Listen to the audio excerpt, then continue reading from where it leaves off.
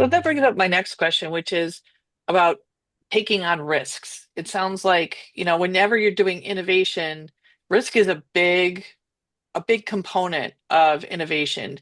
A lot of the things that look good on paper or in your mind don't end up being feasible.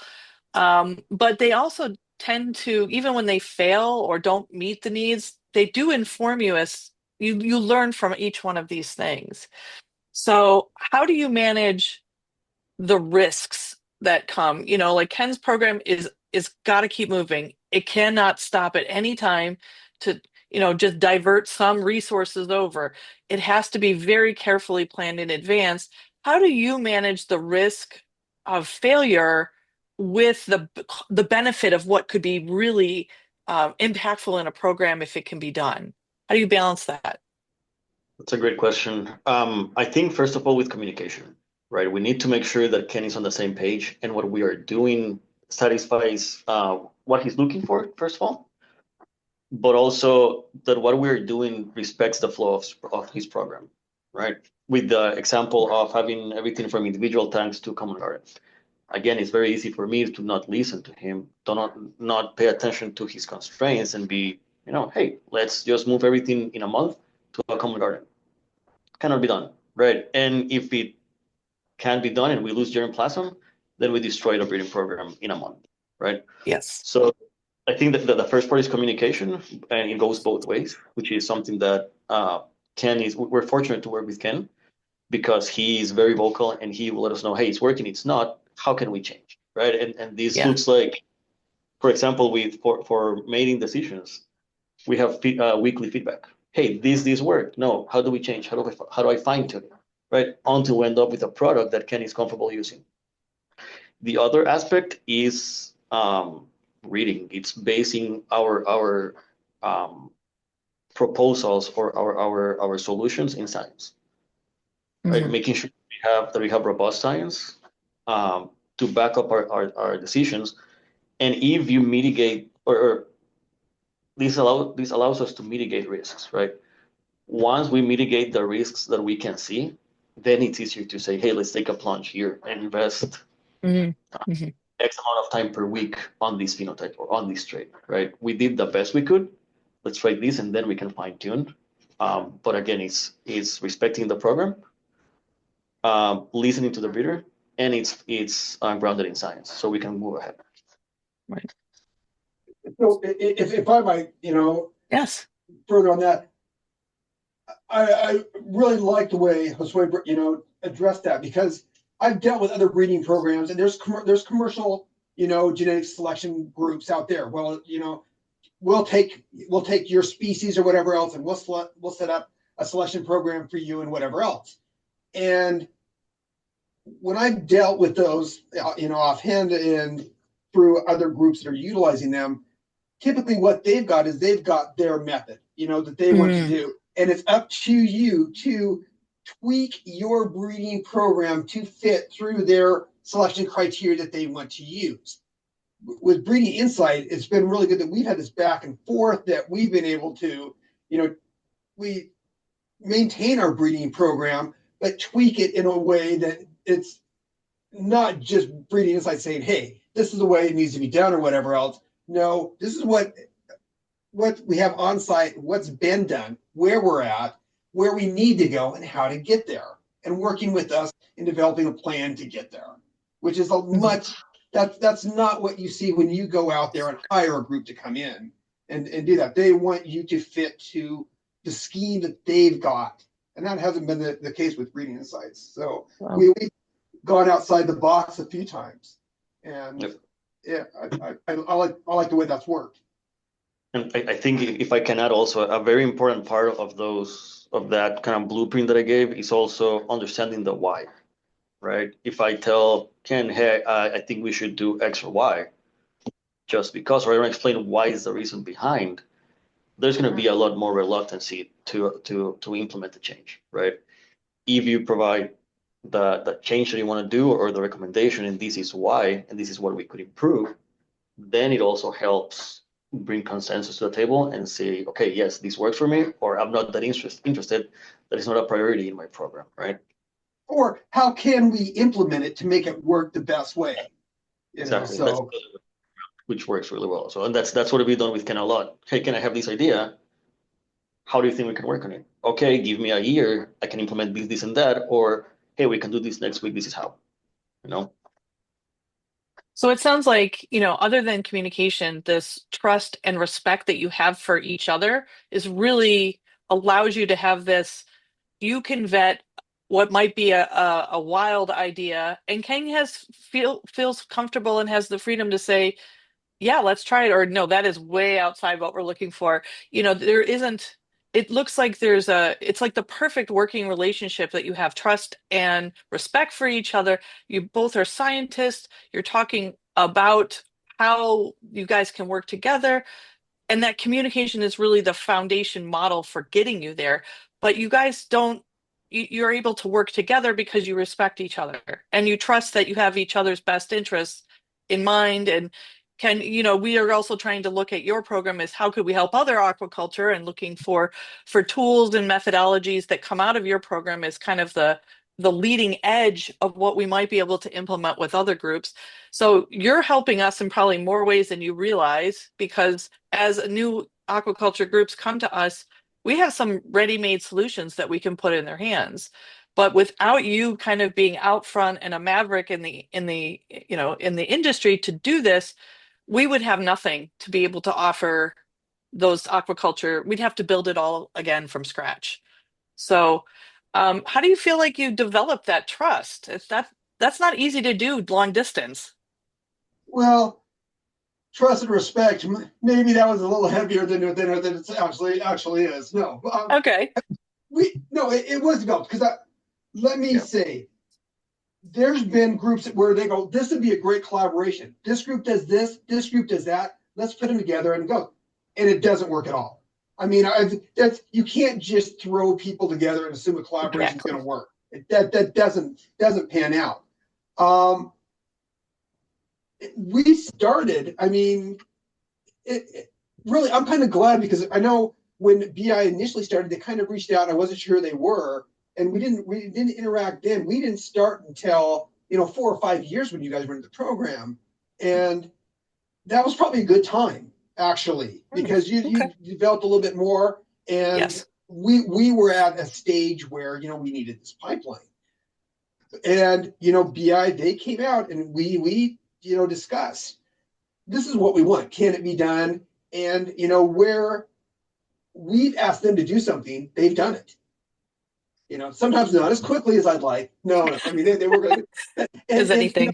when they propose something or tell us to do it, or and ask for something on our side, we try to provide that because we know it's going to benefit us. Really, it's going to benefit us if we try that. So mutually, the benefits we get helps that. And that we have worked together and we've seen progress. Mhm. On my end, I think um, one of the best advice I've ever heard is the first time you meet someone, don't talk for the first hour, just listen, right? And I think um, in Ken's case, first it was to show him that we're not here to change the program. I'm not here to tell you what to do. I'm here for you, basically. I'm here to help you, right? So tell me what you need. Second, I think is, and this is Ken's least favorite part, it's managing expectations, being honest. And hey, I don't know how to do that right now. Give me 2 weeks, I'll read about it. And this is what we can do, right? Or, if he has the idea from A to Z, being honest and say, hey, I think for this first try, let's go to B or let's go to C, right? Being honest about limitations and goals instead of just saying, hey, yeah, we can do everything you want. It's very easy to crash and burn that way, and building trust takes time. People say in one of my previous lives, pigs, sheep, cattle, fish are easy. We know what they're gonna do. The tricky part in everything is the relationship between humans, right? Managing that relationship. So Mhm. being honest and building that trust takes time, but it's really easy to lose that trust. So being going back to being honest, managing the relationship, managing the risk, and being upfront about limitations, and the other way around as well. Hey, you said you want this in a year. I can do it in a week. Okay, I'll do it for you, right? Being Mhm. honest on both good and bad aspects, or positive and limitations, goes a long way in building and maintaining that trust. Those are great points. I'm so glad you got to express those. Yeah. Um, Ken, do you have another comment? Well, no, they've expressed those multiple times. I mean, they're managing expectations, um, almost such that no, I mean, basically, if you're aware of your program and you're aware of what's out there, whatever else, you should have an idea of what might be possible or what not. Yeah, And so I'm not expecting miracle on this. If this is done, this is kind of what we should see, and they have not made promises they haven't kept, and they've been really good about making sure that made a promise that we've tried to nail them down on or anything like that, because we don't. We know that they're doing the best that they can, and we're working together to achieve a goal. So not everything is going to be perfect right off, and if you think that's going to be that way, you're in a rude awakening in science in general, because yeah, that's true. And to bring one more point, Ken said something really important. I used to be a lot more risk adverse at the beginning, and it goes both ways, right? Now I've learned to listen to him, and hey, he's willing to take the risk, let's take it, right? It's not only me managing expectations, it's also listening to the breeder's feedback. And if he's ready to go, then let's go. It's working alongside him, not just either pushing him forward or slowing him down. yeah, Oh, no, those are great. we're willing to take those risks. We know not everything's going to work out, and we have to expect that. But if you don't try it, then you're not going to refine the mechanisms that do work, or the program to push it forward. If you don't take those risks. Yeah, no, that's very true. So given this kind of vein that we've been talking about, building collaborations, taking risks, managing expectations, Josue, what advice would you give to other breeders or breeding programs that are new to working with BI or are interested in working with BI? To reach out, I think um, the squeaky wheel gets the grease.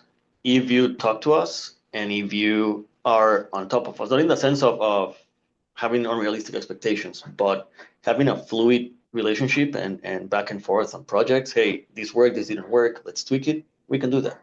If you if the communication is one email a year, it's very hard to have. It's going to be a very slow progress, right? If you're on top of Hmm. the different projects, and it might be as simple as, hey, this worked. Perfect. Then we can take the next step on our end, right? Or hey, this does not work. Okay, let's have a call. Let's meet. Let's find a solution. I think being open to communicate very fluently, it's a big one. And then being open to listen to our suggestions um, without interpreting them as impositions, right? Where here, Hmm. our whole goal is to make those breeding programs as best as they can, always in the direction that the breeder wants them. So what we're going to propose is what we think is best. If it doesn't fit for your program, say so, and then we'll find a Yeah. different direction. Right? It's we need to get to know the program, and no one knows it better than the breeder itself, themselves. So if we are going in the wrong direction, push us in the right direction and show us where do you want to be. Right. Right. I think that it's a good point of saying that we are not doing the breeding. We are not trying to do the breeding. We're just, trying to find solutions that maybe we've seen in another program that we think would work here, or the stuff you're doing here we think might work someplace else, and really building a network of technologies and tools and practicing breeders to, leverage that common knowledge or to build, connections between them. Ken, Absolutely. what would be advice that you would give to Oh, programs? I'm glad you asked, because I mean, really, what it comes down to, I mean, you have to be honest talking to the group that you're working with. I've reviewed other breeding programs or whatever else, and everyone who runs, they do it their way and they think it's the best, and they've set it up, and they're not willing to take criticism, because I'll tell you what, any geneticist that reviews some other program will have some criticism of how Yes. they've done it different, or this might be that. Being able to be honest to tell them this is what we're doing, and maybe this could be better or whatever else, and then listening to not criticisms, but outside advisement on, let's look at this. This could be something that's helpful. This might be a better way to do it. Um, being honest of where you're at, so they can evaluate it honestly and give you honest feedback, and then you utilize that. Again, you don't have to take it, but Yeah, it doesn't hurt to hear it and then think about it. And if, there's cases where you should, no one's perfect. No one knows everything.